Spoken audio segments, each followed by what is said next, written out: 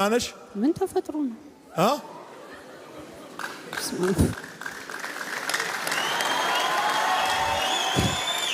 ከማን ጋር ነው የመጣሽው ዛሬ?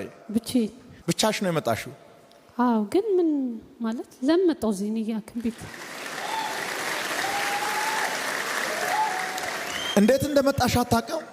አክም ቤት ነው እንደሚሄድ ማውቀው። አክም ቤት ነው ሄዳለሁ ብዬ ከቤት ወጣሁት። ከዛ ግን ሲደውሉልኝ አብረን እንድንሄድ አይ ኢየሱስ ጌታ ነው የሚባል ሐኪም ቤት ነው የሚሄደውና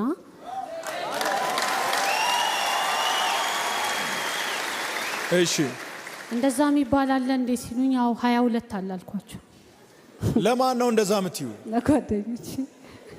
ኢየሱስ ጌታ ነው የሚባል ሆስፒታል ነው የሚሄደው? አዎ። ግን ሰይጣን ወጥቶልኝ ነው። ምን አልሽ? ወጣለ?